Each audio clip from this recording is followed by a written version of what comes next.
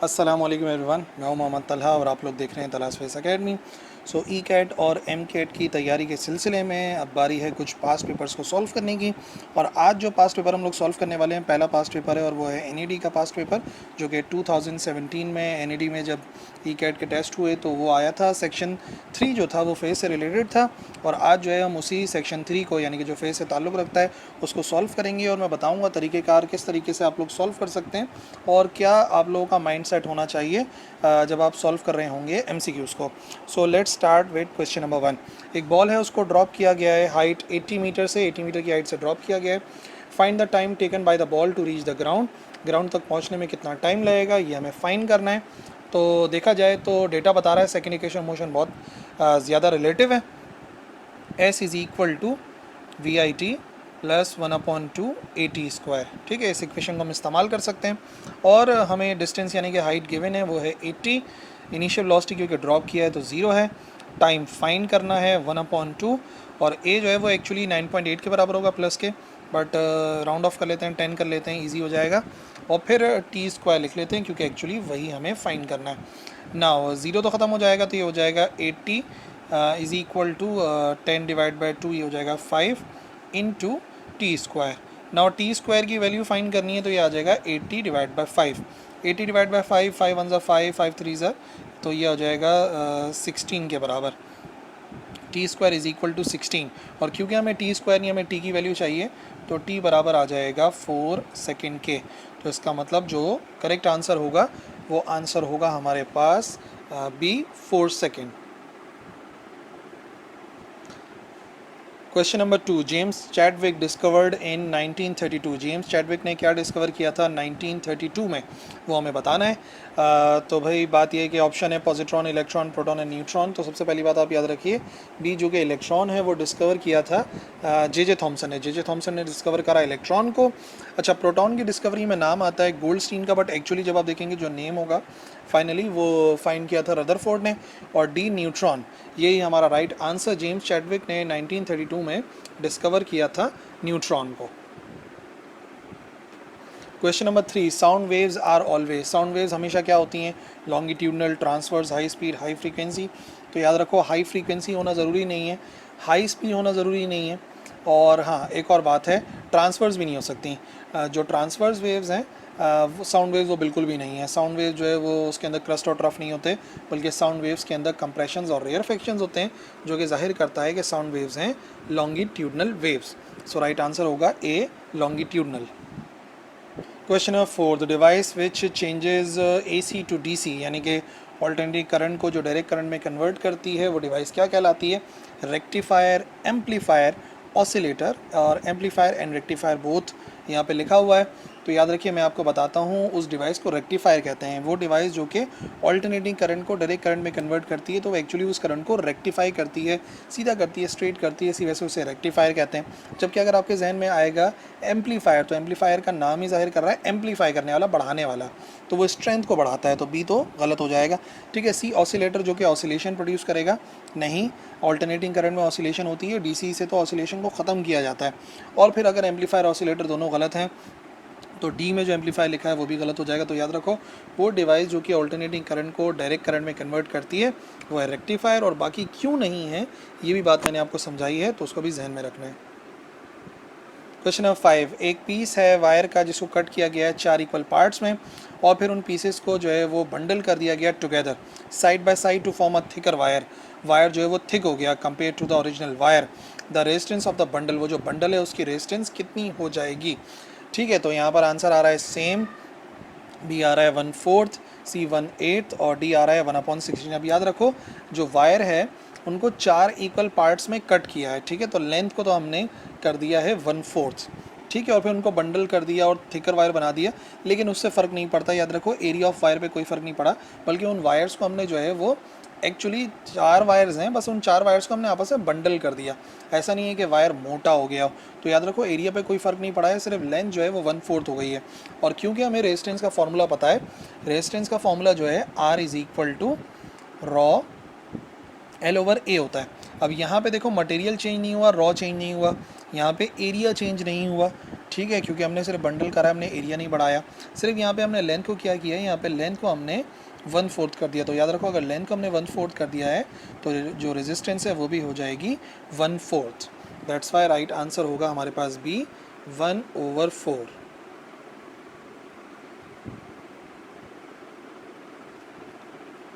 Number 6, a convex lens of 20 centimeter focal length is used to form an erect image। एक erect image बन रहा है, बात याद रखना, रियल इमेज नहीं है, वर्चुअल इमेज है जो कि erect बनता है, which is twice as large as the object, जो ऑब्जेक्ट से ट्वाइस बड़ा है, यानी कि मैग्नीफिकेशन जो है वो ट्वाइस है। The position of the object from the lens, तो जो ऑब्जेक्ट है उसकी पोजीशन लेंस से कितनी होगी ये हमें फाइंड करना है। ठीक है, और ऑप्शन 5, 10, 15 और 20 क्वेश्चन आसान है। ठीक है, सारी लॉजिक समझनी है। बात यहाँ पर यह है कि हमने जो मैग्नीफिकेशन है वो चाहिए हमें ट्वाइस, क्योंकि जो इमेज बन रहा है वो ट्वाइस बन रहा है, मैग्नीफिकेशन हमें ट्वाइस चाहिए। ठीक है, तो हम फार्मूला इस्तेमाल, अच्छा मैग्नीफिकेशन का एक्चुअल फार्मूला क्या होता है, मैग्नीफिकेशन खुद बराबर होती है Q/P के, जो कि 2 के बराबर है। P इधर जाके मल्टीप्लाई होगा तो Q का हमारे पास आंसर आ जाएगा ट्वाइस ऑफ P। तो क्योंकि Q बराबर आएगा ट्वाइस ऑफ P के, तो बेसिकली इसी को हम लोग यूज़ करेंगे। अब आगे 1/f बराबर होता है 1/P + 1/Q। फोकल लेंथ हमें कितनी गिवन है, फोकल लेंथ हमें गिवन है 20 सेंटीमीटर। ऑब्जेक्ट डिस्टेंस एक्चुअली हमें फाइंड करना है, और Q जो है वो ट्वाइस ऑफ P के बराबर है। लेकिन याद रखो क्योंकि वो इरेक्ट या वर्चुअल इमेज कह रहे हैं, इस वजह से जो इमेज डिस्टेंस होता है उसके साथ नेगेटिव साइन आता है, सो प्लस माइनस माइनस हो जाएगा।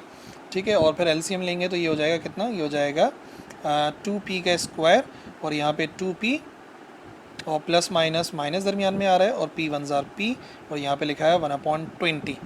ठीक है, तो यहाँ पे कितना हो जाएगा, ये वाली वैल्यू ये हो जाएगी 2P में से 1P माइनस करेंगे, 1P आएगा, और यहाँ पे लिखा हुआ है 2P का स्क्वायर। 1P से 1P cancel, 1/20 is equal to 1/2 of P। 2 1 जार 2, और ये हो जाएगा 10। और जब रेसिप्रोकल करेंगे तो P का डायरेक्ट आंसर आ जाएगा, P बराबर आ जाएगा 10 के, और यूनिट होगा सेंटीमीटर। इसका मतलब ऑब्जेक्ट को हमें रखना पड़ेगा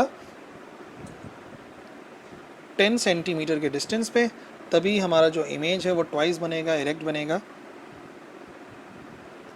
number 7, the colour of light is determined by, जो कलर होता है लाइट का उसको हम किस तरीके से डिटरमाइन करते हैं यह हमें फाइंड करना है। वेलोसिटी इन एयर, क्या वेलोसिटी है उसकी एयर की, एम्पलीट्यूड क्या है, वेवलेंथ क्या है, फ्रीक्वेंसी क्या है। तो देखो मैं आपको बताता हूँ सिंपल, वेलोसिटी इन एयर पे डिपेंड नहीं करता लाइट की वेलोसिटी से। अगर फॉर एग्जांपल एयर के अंदर जो लाइट की स्पीड है वो तो सेम ही रहती है ना, तो डिफरेंट कलर्स की नज़र आने लगे। एम्पलीट्यूड ऑफ वाइब्रेशन पे भी नहीं, उससे फिर हमें ये हो सकता है कितना ज़्यादा इंटेंस लाइट नज़र आए, वो एम्पलीट्यूड है। याद रखिए कलर ऑफ लाइट हमेशा प्रॉपर्टी होती है वेवलेंथ की। जो वेवलेंथ है वो डिसाइड करके बताती है कि हमें कलर क्या नज़र आने वाला है। अगर वेवलेंथ बहुत ज़्यादा है तो रेड नज़र आता है, वेवलेंथ कम है, सबसे कम है तो फिर ब्लू या वायलेट वगैरह नज़र आता है। सो ऑलवेज रिमेंबर कलर जो है वो प्रॉपर्टी है जो कि डिपेंड करती है वेवलेंथ पर। ट्रांसिस्टर कंसिस्ट करता है, ट्रांसिस्टर के अंदर 2 डायोड 1 जंक्शन होता है, 1 डायोड 2 जंक्शन होते हैं, 1 डायोड होती है या 2 जंक्शन होते हैं। याद रखो ट्रांसिस्टर जो है वो कब बनता है, ट्रांसिस्टर तब बनता है जब हम कंबाइन करते हैं। ट्रांसिस्टर बनता ही तब है जब हम कंबाइन करते हैं 2 जंक्शंस को, यानी कि 2 इस तरीके की डायोड टाइप हैं। ठीक है, फॉर एग्जांपल N है, P है और N है, तो याद रखो उसमें 2 जंक्शन बनते हैं, ये वाला जंक्शन और एक ये वाला जंक्शन। इसी वजह से जो हमारे पास राइट आंसर है वो है D, 2 junctions.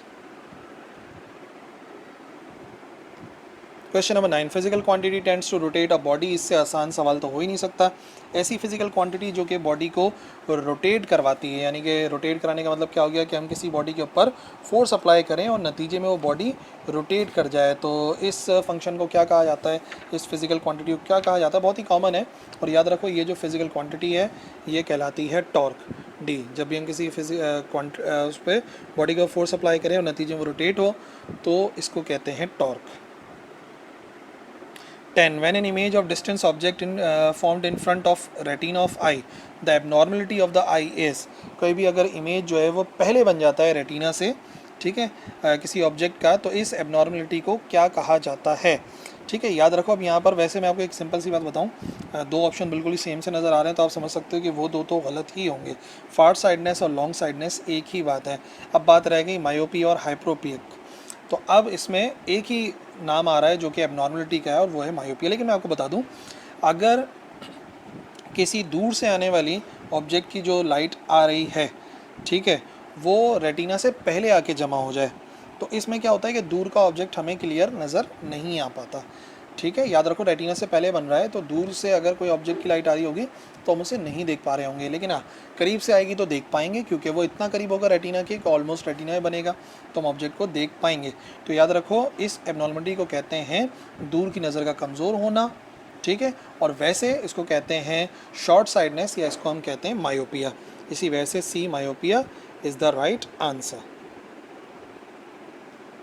11 the frequency of the oscillating simple pendulum. Simple pendulum की फ्रीक्वेंसी के फॉर्मूले को कह रहे हैं, टाइम पीरियड से मैच मत करना, क्योंकि याद रखो ये जो ए लिखा हुआ है ना, ये बिल्कुल मैच कर रहा है टाइम पीरियड वाले फॉर्मूले से, लेकिन याद रखो ये गलत हो जाएगा, हमें फ्रीक्वेंसी चाहिए। ठीक है, तो सिर्फ टाइम पीरियड हमें पता है, फ्रीक्वेंसी जो है वो रेसिप्रोकल होता है टाइम पीरियड का। तो अगर इस किस्म का टाइम पीरियड का फॉर्मूला आपने देखा है तो इसका रेसिप्रोकल करो, जी ऊपर एल नीचे और 1/2 पाई, जी ऊपर एल नीचे 1/2 पाई, यानी कि जो डी हमें नज़र आ रहा है वही हमारा राइट आंसर, और ये है frequency of oscillating simple pendulum. 12 if 2 kilogram mass of a substance with initial velocity 1 meter per second with a force of 1 second, then kinetic energy will be। kinetic energy find करनी है तो simple सा formula हमें इस्तेमाल करना होगा kinetic energy का।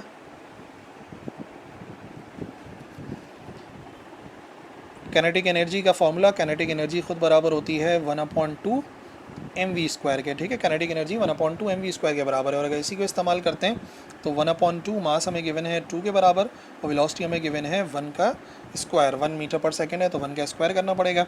2 से 2 कैंसिल, हमारे पास आंसर आएगा 1, और यूनिट होता है काइनेटिक एनर्जी का जूल। इसका मतलब इस ऑब्जेक्ट की काइनेटिक एनर्जी बराबर होगी 1 जूल के, जो कि है हमारा ए ऑप्शन, यानी कि 1 joule. 13 in a stationary wave distance of adjacent antinodes. Antinodes के दरमियान का जो एडजेसेंट डिस्टेंस होता है किसके बराबर होता है? अब याद रखो स्टेशनरी वेव्स क्या हैं। फॉर एग्जांपल अगर एक स्ट्रेच स्ट्रिंग के अंदर बनती हैं स्टेशनरी वेव्स, तो नतीजे में आप क्या देखोगे? आप देखोगे वेव फॉर एग्जांपल ट्रैवल कर रही है, फिर यहाँ से जा रही है, यहाँ से, और फिर इस तरीके से 4 लूज बना दिए मिसाल के तौर पर मैंने। ठीक है, तो एंटीनोड्स कौन सा पॉइंट होता है? ये जो पॉइंट्स होते हैं ना, ये वाले, ये नोड्स कहलाते हैं।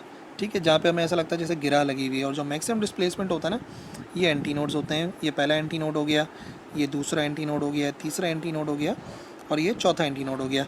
अब यहाँ से लेके यहाँ तक का डिस्टेंस बराबर किसके होता है, ये बात आपको पता होनी चाहिए, क्योंकि इधर से इधर तक का जो डिस्टेंस है ना, पूरा यहाँ से यहाँ तक का जो डिस्टेंस है, ये तो बराबर होता है 1 लैम्डा के। ठीक है, अब इस 1 लैम्डा में से यहाँ से 1/4 और यहाँ से 1/4 माइनस हो गया है, इसी वजह से जो दो एंटी नोड्स के दरमियान का डिस्टेंस होता है वो बराबर होता है λ/2 के।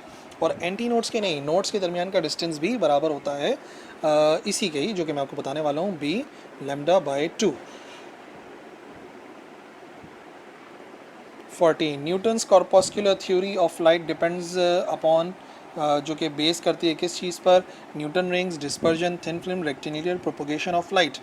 याद रखो न्यूटन रिंग्स जो है वो कॉर्पस्कुलर थ्योरी पे नहीं है। ठीक है, कॉर्पस्कुलर थ्योरी जो है वो बताती है कि वो स्मॉल पार्टिकल है, जबकि न्यूटन रिंग्स जो है वो वेव प्रॉपर्टी को बताता है। डिस्पर्जन वेव प्रॉपर्टी को जाहिर करता है। थिन फिल्म इंटरफेरेंस को जाहिर करती है, जो कि खुद वेव की प्रॉपर्टी है। वाहिद जो रेक्टिलिनियर प्रोपोगेशन ऑफ लाइट है वो जाहिर करता है न्यूटन्स कॉर्पस्कुलर थ्योरी।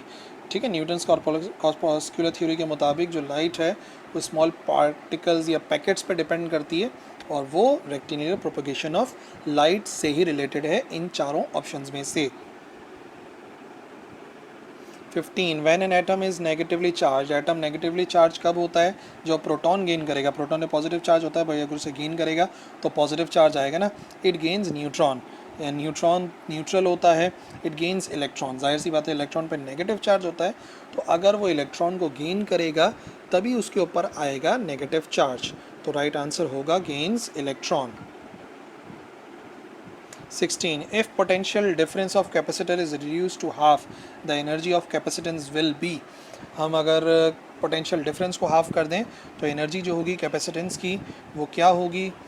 तो एनर्जी के लिए फार्मूला इस्तेमाल करते हैं, अगर कैपेसिटेंस कांस्टेंट हो तो वाला फार्मूला, यानी कि 1/2 CV²।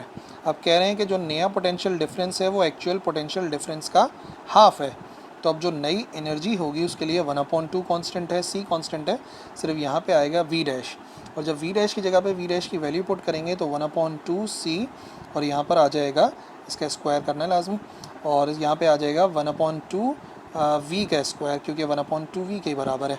ठीक है, तो बाकी सारी वैल्यू सिर्फ सेम रहेंगी, सिर्फ ये जो 1/2 का स्क्वायर है 1/4 ये अलग हो जाएगा, 1/2 c और v का स्क्वायर ये बराबर होगा e के, और यहाँ पर आएगा e डैश, तो e dash is equal to 1/4 e के ही बराबर होगा, यानी कि हम ये कह सकते हैं कि जो एनर्जी होगी वो हो जाएगी 1/4।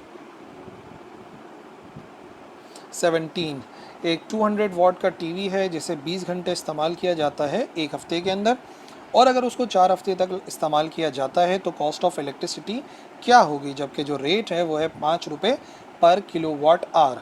ठीक है ना, जो यूनिट है वो 5 रुपये यूनिट है, तो कितना इलेक्ट्रिसिटी का बिल बनेगा वो हमें कैलकुलेट करना है। ओके, तो जब हम फार्मूला इस्तेमाल करेंगे ना एनर्जी का, या जो कि एनर्जी होगी इलेक्ट्रिकल एनर्जी, वो बराबर होती है पावर इनटू टाइम, कि टाइम कितना लगा। अब देखो पावर कितनी है, पावर हमारे पास बनी है यहाँ पर जो गिवन है 200 वाट है। ठीक है, और कितनी देर चलता है, वो चलता है 20 घंटे। ठीक है, अब घंटों को पहले आप कन्वर्ट कर लें मिनट में, फिर कन्वर्ट कर लें आप सेकंड्स में। ठीक है जी, उसके बाद अब ये बात याद रखिए कि ये 4 हफ्ते तक चल रहा है, तो इसका मतलब इसको मल्टीप्लाई बाय 4 करना पड़ेगा। ठीक है, और फाइनली ये हमारे पास एनर्जी आ गई, लेकिन ये जो एनर्जी आएगी ना, ये एनर्जी हमें जूल में मिलेगी।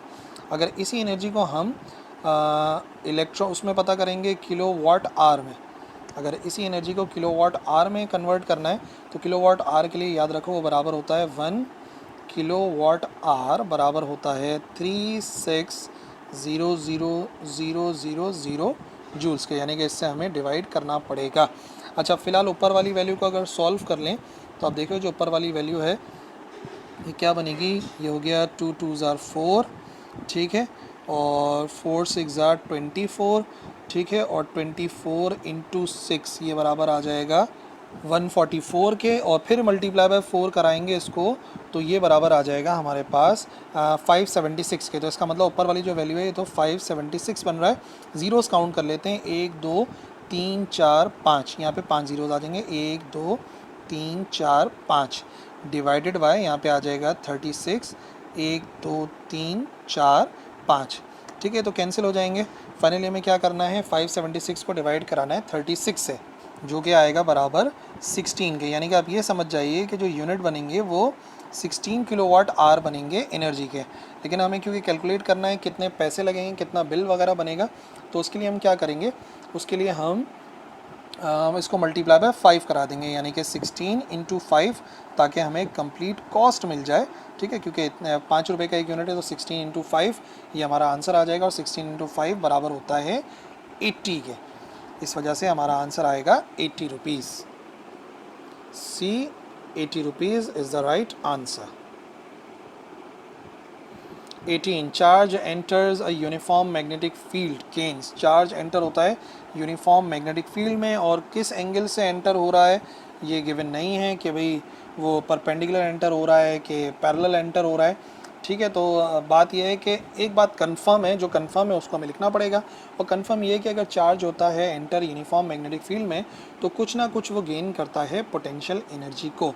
ठीक है, काइनेटिक एनर्जी भी गेन कर सकता है, दोनों भी गेन कर सकता है, लेकिन क्योंकि हमें एंगल नहीं पता तो कंफर्मेशन की तरफ जाएंगे।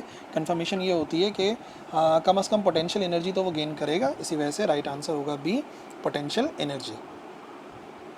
19, example of electromagnetic oscillation. Electromagnetic transfers motion, SHM back forth motion of electron. जाहिर सी बात है इलेक्ट्रोमैग्नेटिक ऑसिलेशन की बात हो रही है, तो इलेक्ट्रोमैग्नेटिक ऑसिलेशन, ये इलेक्ट्रोमैग्नेटिक वेव्स जो प्रोड्यूस होती हैं वो किसी चार्ज के ऑसिलेशन की वजह से होती हैं, और वाहिद जो चार्ज गिवन है हमारे पास ऑप्शन के अंदर वो है electron. That's why back forth motion of electron actually example है इलेक्ट्रोमैग्नेटिक ऑसिलेशन की। ट्रांसफर ज़रूरी नहीं है, SHM ज़रूरी नहीं है। 20, a proton enters a magnetic field in the direction of west, directed downward, then force acting on proton is directed towards, किस तरफ डायरेक्टेड होगी, तो याद रखो इस तरफ आ रहा है ईस्ट। ठीक है, ये हो गया ईस्ट, इस तरफ ये हो गया वेस्ट, ये हो गया नॉर्थ, और इस तरफ हो जाएगा साउथ। ये बात याद रखनी है। ठीक है, नॉर्थ ईस्ट और ये हो गया सॉरी ईस्ट वेस्ट, और ये हो गया नॉर्थ, और इस तरफ हो जाएगा यानी कि इस तरफ हो जाएगा साउथ। ये बात आप याद रखिएगा। तो अब हम क्या करेंगे, हम राइट हैंड रूल की मदद से फाइंड कर लेंगे। प्रोटॉन एंटर हो रहा है यूनिफॉर्म मैग्नेटिक फील्ड में in the direction of west, electron west की तरफ जा रहा है डायरेक्टिंग डाउनवर्ड्स। ठीक है, जो मैग्नेटिक फील्ड है वो वेस्ट की तरफ है, तो हमने फर्स्ट फिंगर को कर लिया in the direction of west. ठीक है, और जो हमारे पास प्रोटॉन एंटर हो रहा है वो डायरेक्टेड है डाउनवर्ड।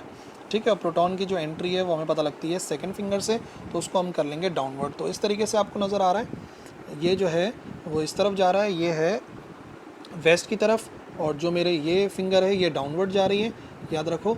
ठीक है, और जो थंब होता है वो डायरेक्शन बताता है हमें मैग्नेटिक फील्ड की। ठीक है, तो इस तरीके से ये डाउनवर्ड में हो गया, ये इस तरफ हो गया, और ये थंब जो है वो हमें डायरेक्शन ऑफ फोर्स बता रहा है जो कि इस तरफ है। और जैसे कि मैंने आपको बताया था ईस्ट वेस्ट नॉर्थ साउथ, इसका मतलब हमारा जो आंसर आएगा वो आएगा साउथ, और बी राइट आंसर है हमारे पास साउथ।